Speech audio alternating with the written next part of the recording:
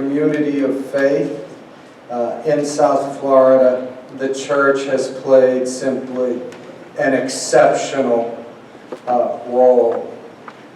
Although the Archbishop is not here today, I remember a young motorcycle riding priest who had an abiding interest in social justice, and that focus on social justice for Cubans, for Haitians, for Dominicans, for Salvadorians, for Mexicans, all framed the complexity of Catholicism in Miami. So it's on behalf of the newly named Stephen J. Green School of International and Public Affairs, I'm delighted to have you here. Let me say one word about your host, the extraordinary Jorge Duany. He is extraordinary. As a researcher, as a sociologist, his credentials are extraordinary. And when we had an opening for the new director of the Cuban Research Institute, Dr. Duany's credentials were just extraordinary. So Jorge, my huge thanks for all of your work in this community, and for in many ways providing a bridge to Cuba, all right, and beyond. You know, the diaspora as a concept is powerful, and it suggests a melding, but also a strong emphasis on identity.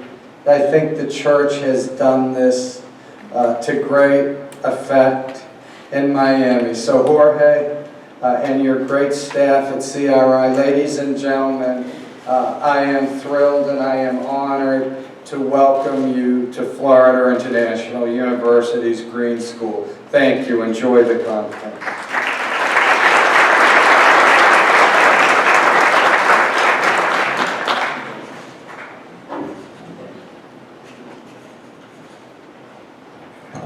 Thank you, Dr. Stack, for your kind words and for your continued support of the Cuban Research Institute. So I'll just say a few words about this event and then go on directly to our first panel. The purpose of the symposium is to examine the key role of the Catholic Church as a leading non-governmental institution in Cuba and its efforts to promote understanding and reconciliation among Cubans on the island and abroad. And of course, as you all know, Pope Francis's forthcoming visit to Cuba and to the United States, I think, represents a timely occasion to revisit the history, the current status, and the prospects of the Catholic Church in Cuba and in the diaspora. We are very lucky to have gathered a series of leading experts from Miami, from Washington, D.C., and from Cuba itself to share their insights on the main challenges that the Church is going to face both on the island and in Miami, not only in the current context of the reestablishment of diplomatic relations between Cuba and the U.S., but also in the context of the changes that are going on within the Church in Cuba itself. And I should mention that we hope that Archbishop Wensky will be here for the second panel, or perhaps join us a little later, so hold your breath on that. So, without further ado, let me introduce the members of our first panel. And also note that we have a very simple structure, 2 panels with 4 speakers each, and we'll have a discussion with questions and answers right after the 4 first panels, and then after the second group of panelists speak. Each participant is free to speak in the language of their choice, either English or Spanish, or perhaps we'll hear some Spanish as well. They have 15 minutes to speak, and I know for Cubans that's a very short time to address complex discussions, but in order to have more participation, we hope that we will keep presentations as short as possible and then open it up for discussion. So our first speaker is Padre José Conrado Rodríguez, a Cuban priest from the Santísima Trinidad Parish in Trinidad, Cuba. Padre José Conrado is considered one of the most outspoken church figures in Cuba, especially after the 2009 publication of a very critical open letter to Raúl Castro in the digital magazine Con Todos. In 2010, he received the prestigious Geremen Prize awarded by the Polish Ministry of Foreign Relations to people who excel in their commitment to peace and citizen participation. He previously served in the parish of Santa Teresita del Niño Jesús in Santiago de Cuba. Sister Ondina Cortez, our second speaker, is a native of Cuba as well, although she has lived most of her life here in Miami. She is currently an assistant professor of practical theology at St. Thomas University. Her research has focused on the issues of personal and social reconciliation, with special interest in the situation of the Cuban people. Since 2002, she has been participating in the yearly meetings between Catholic leaders from Cuba and the diaspora organized by the Catholic Church. Our third participant will be Vivi Hidalgo, who wrote her master's thesis at Harvard University on the role of the Archdiocese of Miami in creating a safe space for discussion and bridging the divide between Cubans in Miami and on the island. She was later hired to start an initiative called En Comunión within the Archdiocese to work closely with Cuban American priests and lay leaders committed to uniting the Cuban family. Most recently, Ms. Hidalgo served as a presidential appointee in the administration of Barack Obama, including as White House Senior Policy Advisor to the Counselor for the National Economic Council. And lastly, Dr. Ana Maria Videgain is Professor of Religious Studies here at FIU. She earned her PhD in History with great distinction at the Catholic University of Louvain in Belgium. Dr. Videgain's main research topics include religion, society, and politics in Latin American history, a topic on which she has published extensively. She is the author or co-editor or editor of several books, including Participación y Protagonismo de las Mujeres en la Historia del Catolicismo Latinoamericano, Historia del Cristianismo en Colombia, y Globalización y Diversidad Religiosa en Colombia. So without further ado, I would like to introduce Padre José Corrado.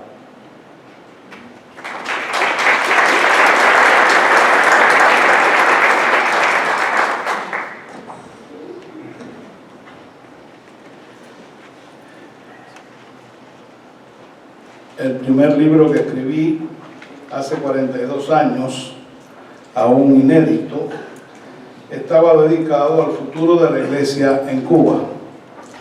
Era pertinente el tema, pues pocos años antes, un dignatario eclesiástico vaticano y el encargado por entonces de los asuntos religiosos del Comité Central del Partido Comunista de Cuba habían coincidido en pronosticar unos 20 años de supervivencia a la diezmada Iglesia Católica en Cuba. Mi librito se titulaba, en forma de pregunta, ¿El futuro de la Iglesia? Y se respondía, entre admiraciones, signo de admiración, la Iglesia del futuro. La clave fundamental de aquel trabajo se ponía de manifiesto ya en su título. El futuro de la Iglesia en Cuba dependía del tipo de iglesia que fuéramos capaces de edificar. Si lanzamos una mirada a vuela pájaro sobre la Iglesia en Cuba en los últimos 60 años, una cosa nos resulta evidente: está ahí. Monseñor Pedro Meurice, en sus palabras de acogida al Papa Juan Pablo II, se refirió a la sufrida credibilidad de esa iglesia que supo estar al lado del pueblo en esos años difíciles. Y unos años antes, en el mensaje final del ENEC, se decía que la iglesia en Cuba optaba, al igual que María, por permanecer firme al pie de la cruz, no para lamentarse por la muerte de Jesús, sino para proclamar ante el mundo con fuerza su esperanza. Esa iglesia que pronto recibirá la visita del Papa Francisco ha resistido el vendaval y sigue adelante a pesar de todo. Entre las celebraciones y encuentros que el Papa Francisco tendrá en su próxima visita a la isla, hay uno que para mí reviste un particular interés. El martes 22 de febrero en la mañana, el Papa celebrará la Eucaristía y tendrá un encuentro en el Santuario de la Virgen en El Cobre con una representación de las comunidades y misioneros de los pueblos y barrios de Cuba que no tienen templo. Si una crítica se ha hecho tradicionalmente a la labor de la Iglesia desde el tiempo de la colonia, a veces no con razón o no con suficiente razón, y sobre todo desde el final de la colonia, durante los primeros 60 años de la vida republicana, es la insuficiente atención a las clases más desprotegidas y en especial al campesinado. Situación que se prolongó hasta el año 1986, ya no por culpa de la Iglesia, sino, entre comillas lo digo, de las circunstancias. Fue a partir de 1986 que desde Pinar del Río, de donde se trajo para que presidiera en enero del 86 el Encuentro Nacional Eclesial Cubano, ENEC, la cruz de la evangelización recorrió toda la isla hasta culminar en 1992 con la celebración continental de los 500 años de la evangelización de América Latina. La misión de la cruz reimplantó la Iglesia en la geografía y en el corazón del pueblo cubano.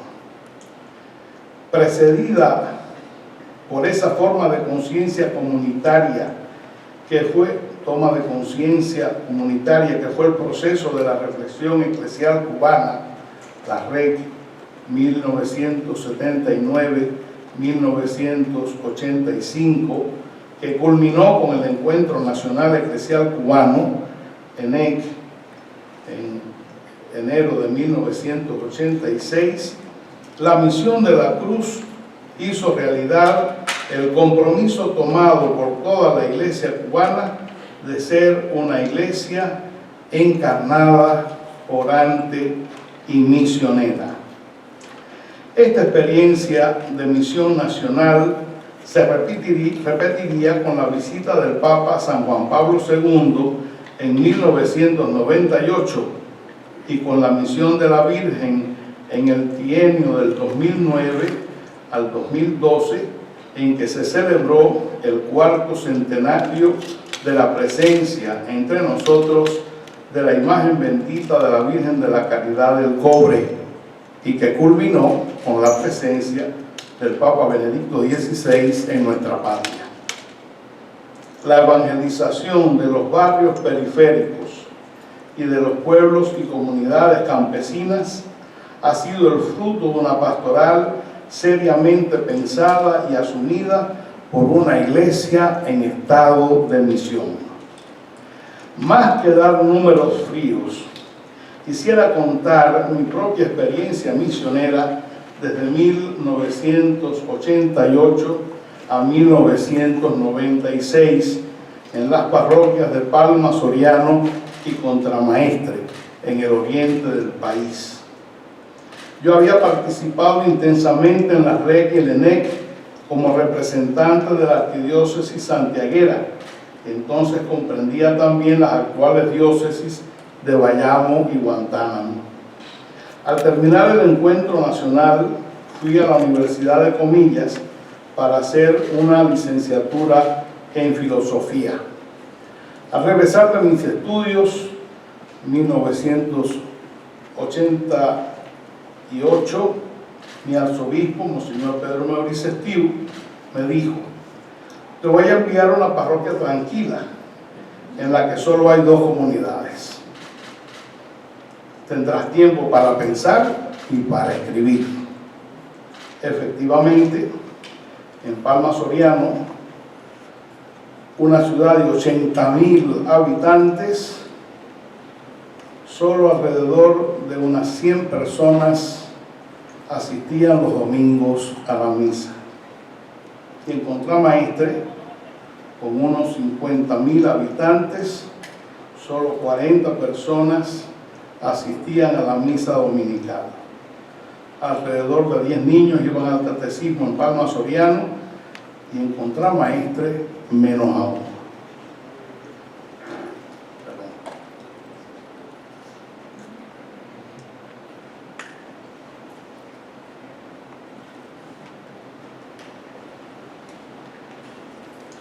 Cuando tomamos el tren para ir de Palma a Contramaestre, no teníamos carro en la parroquia, y comenzamos a pasar por los pueblos 7 u 8 entre Palma y Contramaestre. A mi pregunta, ¿y este pueblo no se visita?, la respuesta de mi colega y predecesor fue no. Solo tenemos trabajo pastoral en las 2 cabeceras de la parroquia. En realidad eran 2 parroquias, no una, 2 parroquias, Palma y Contramaestre. A los 15 días de estar allí, comencé a visitar casa por casa y pueblo por pueblo a todas aquellas comunidades, hasta el número de casi 50.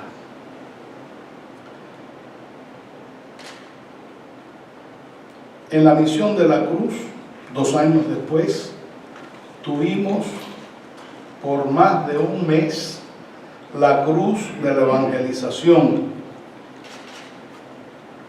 y visitamos y misionamos 44 pueblos con la cruz de la evangelización.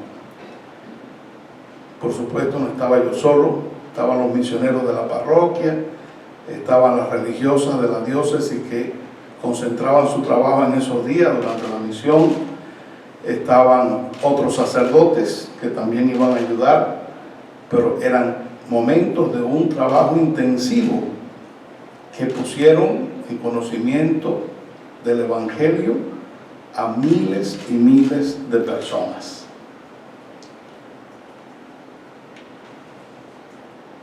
Cuando dejé la parroquia de Palma Soriano y la parroquia de Contramaestre, 8 años después, se habían fundado 16 comunidades de base en los barrios periféricos de Palma Soriano.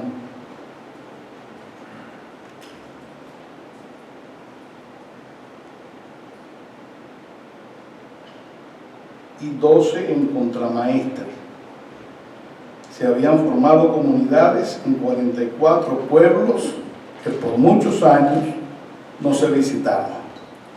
Yo le pregunté a uno de mis predecesores en la parroquia por qué no había nada en estos pueblos antes.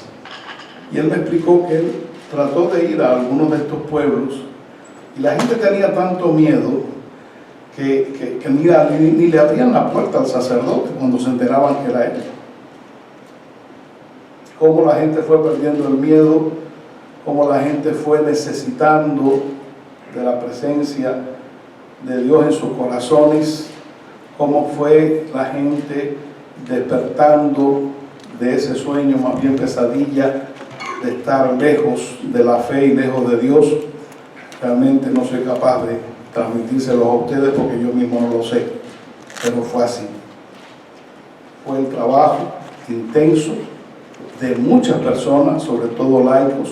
Yo estaba solo, no tenía religiosas.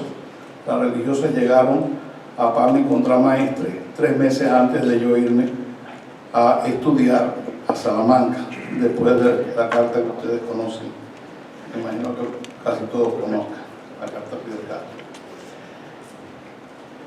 Una historia similar podría contarse de las comunidades y parroquias del resto de la isla. Más tarde o más temprano, la experiencia que yo tuve en Palma la fueron teniendo todas las comunidades a lo largo y ancho de la isla. Poco a poco la gente fue superando el miedo y fue acogiendo el mensaje.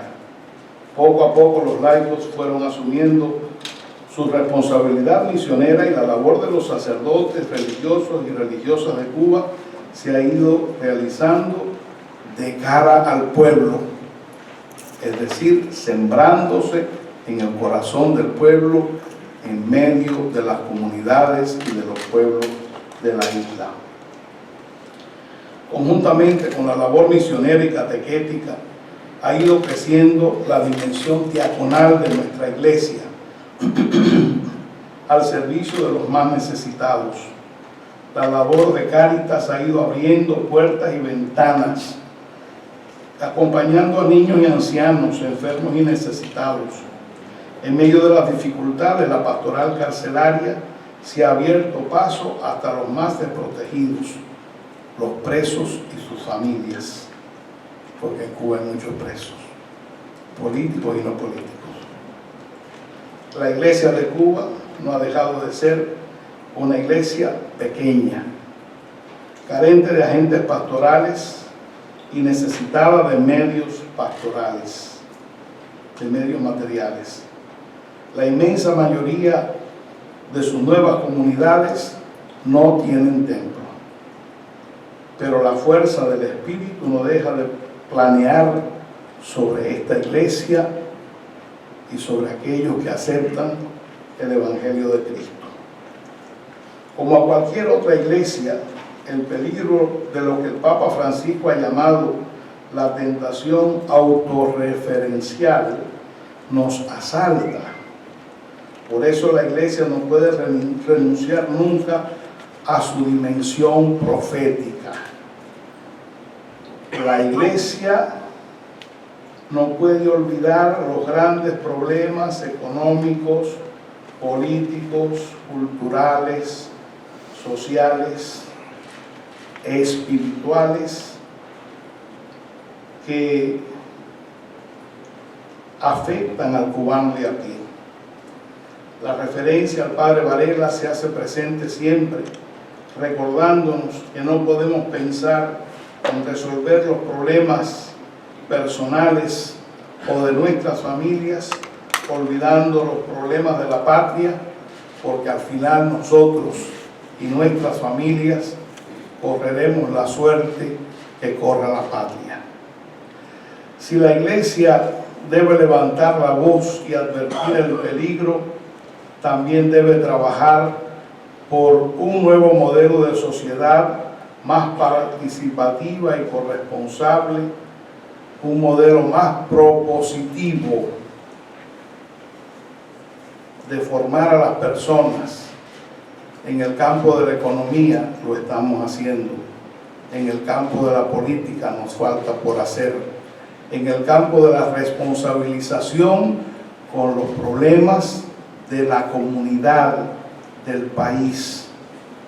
Esto es responsabilidad de la Iglesia.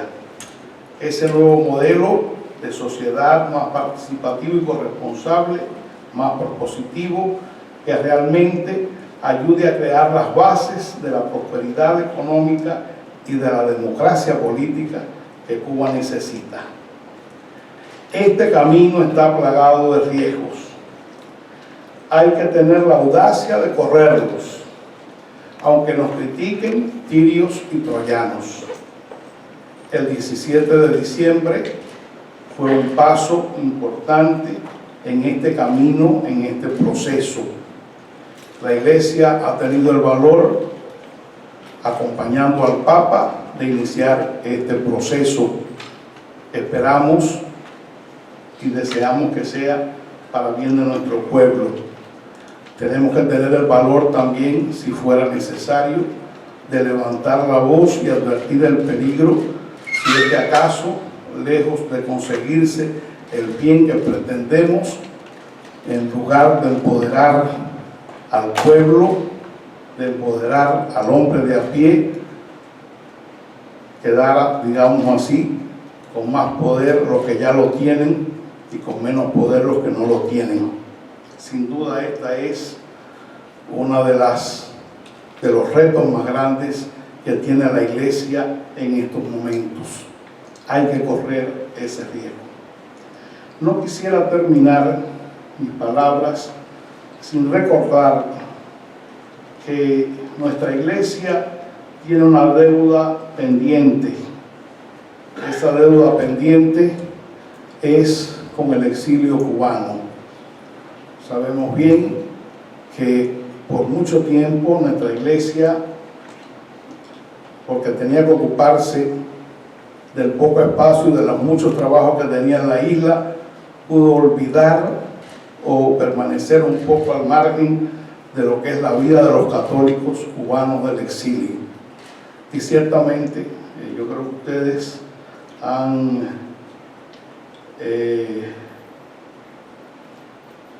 por lo menos para mí, me han demostrado lo que significa ser católico y cubano fuera de la patria.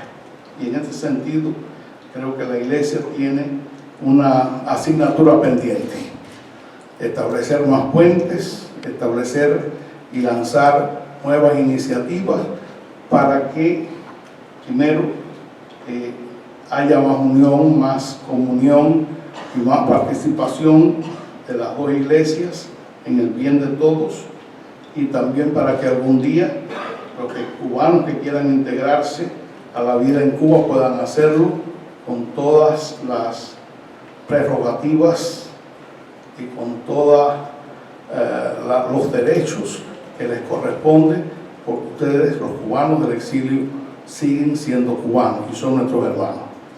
Yo quisiera también en este momento recordar un nombre, el de una persona que acaba de morir.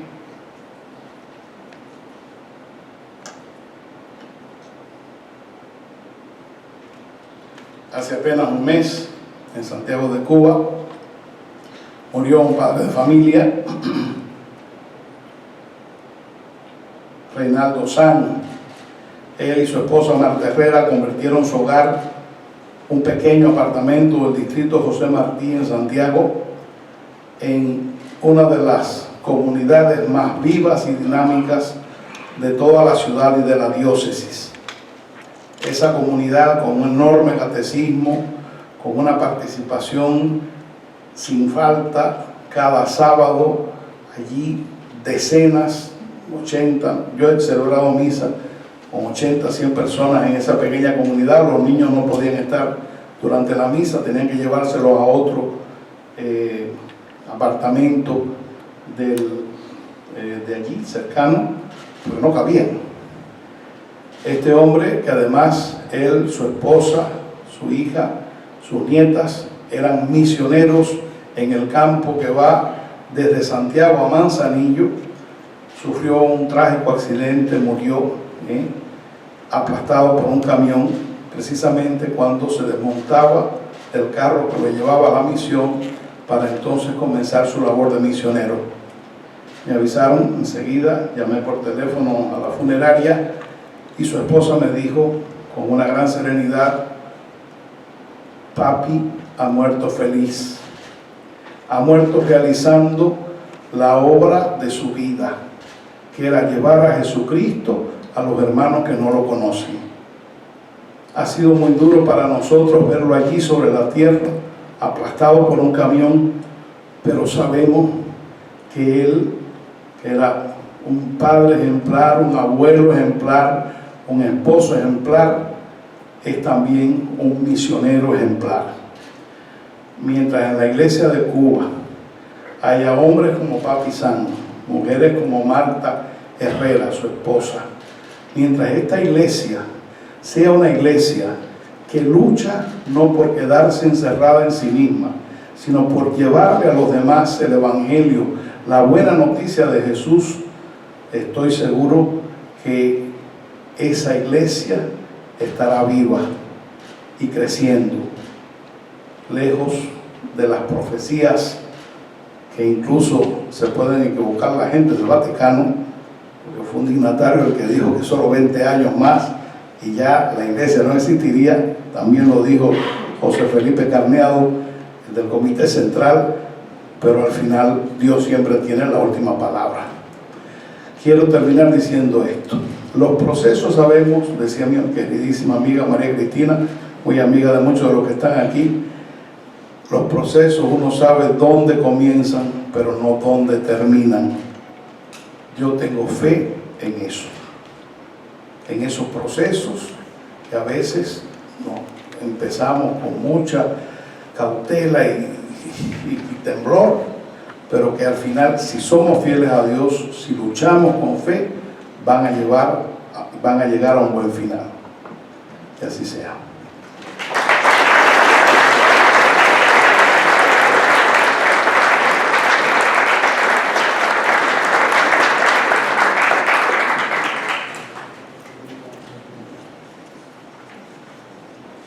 The title of a recent article read, "What are the Pope's priorities?" asked his travel agent. According to the article, a look at the countries Pope Francis has chosen to visit reveals that promoting peace and reconciliation is at the top of his agenda.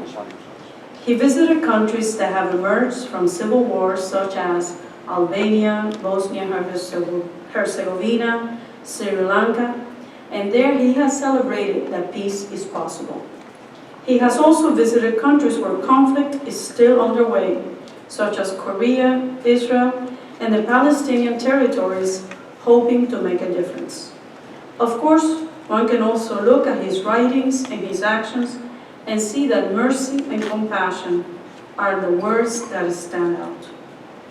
His intervention to promote rapprochement between Cuba and the United States, and adding Cuba to his itinerary before coming to the United States, seems to follow the same logic.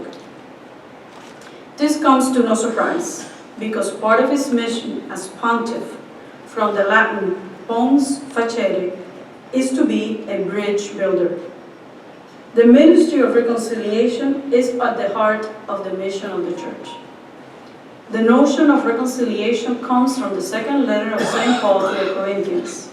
In that letter, the apostle speaks of reconciliation as a free gift that God has given us in Christ. It is God's choice to reach out to humanity, as St. Paul would say, while we're still sinners, to restore that relationship.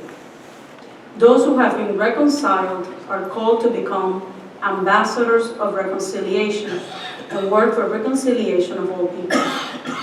The letter to the Ephesians is even more concrete about the effects of reconciliation.